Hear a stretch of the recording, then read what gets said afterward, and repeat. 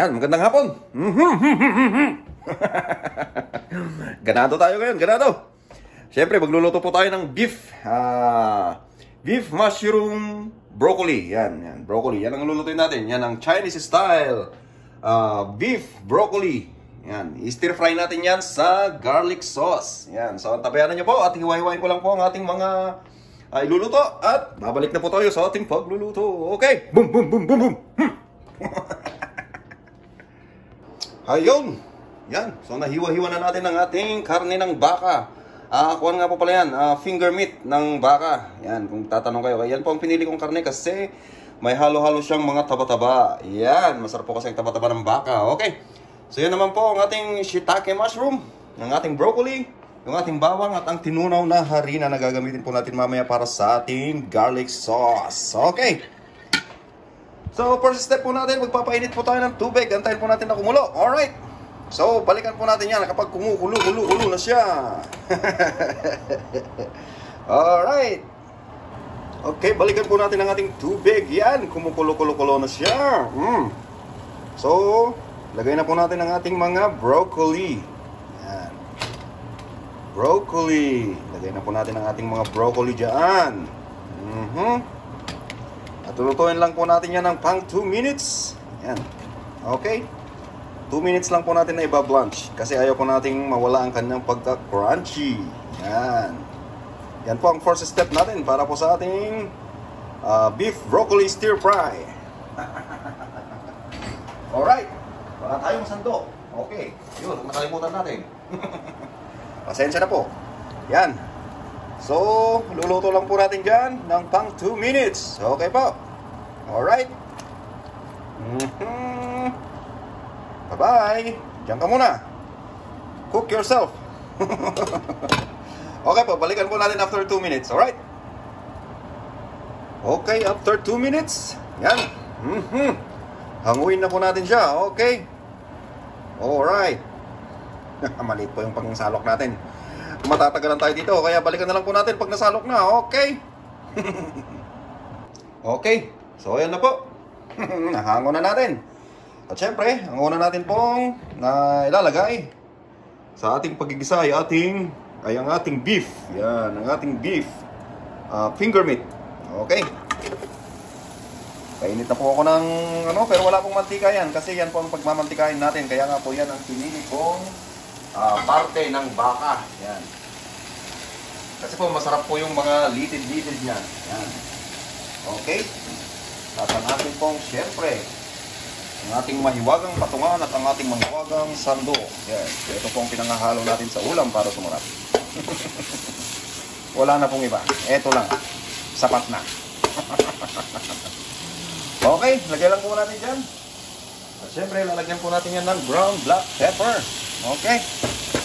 Yan po, lagyan po natin ng black pepper. Yan. Lagyan natin ng black pepper. Pag po kayo magdadamot sa black pepper, masarap po pag maraming black pepper to. Okay? Kasi baka po yan. Magka-partner po yan. Black pepper at baka at asin. Okay. Halo-halo lang po natin. Alright. And then, hayaan lang po natin dyan na maluto ng sarili niya. Okay? Cook yourself. Babalikan po natin mamaya. Okay? So, yun na po yung tsura niya ngayon. Ang sarap, baby. Parang nagsambyuk. Ito pa lang, ulam na. At syempre, lalagyan na po natin ang ating mushroom. Yan. Lagyan na po natin ang ating mushroom. Ang ating shiitake. Shiitake po pala tawag yan. Shiitake mushroom. Yan. Okay. Siyempre, kaya po ng dati, mekos-mekos lang po natin dyan. Kaya lang po natin na maluto. Alright? Okay. So, balikan po natin ulit mamaya pag luto na siya. Okay. Sa pagkakataon pong yan, malambot na po yung ating shiitake mushroom. Maluto na po siya. And then, ang gagawin na po natin is siyempre, titimplahan na natin yan, of course, diba? Maglalagay na po tayo dyan ng soy sauce. Yan. Lagyan na po natin yan ng soy sauce. Okay. Alright, tama na po yun. Huwag po masyadong madaming soy sauce. Alat. Alright. So, mekos-mekos. Konting mekos-mekos. Yan. And then, lagay na po natin ang ating tinunaw na harina. Yan.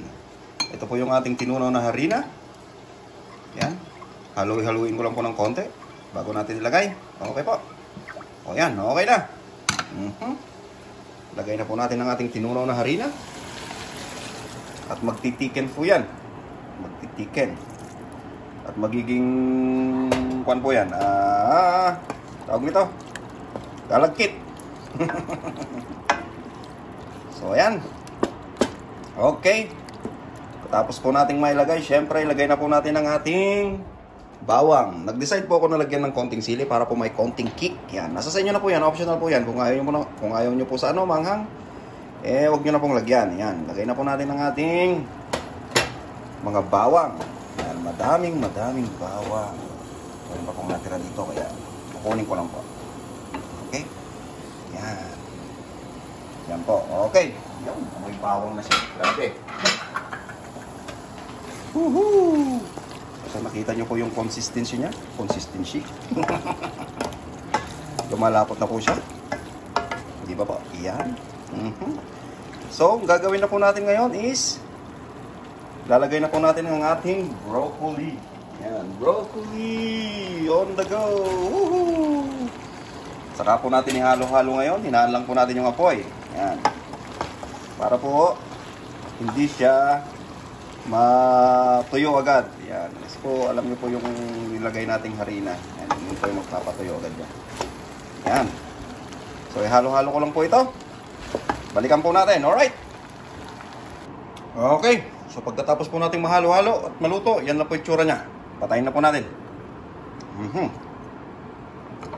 So, ayun na po siya. Alright.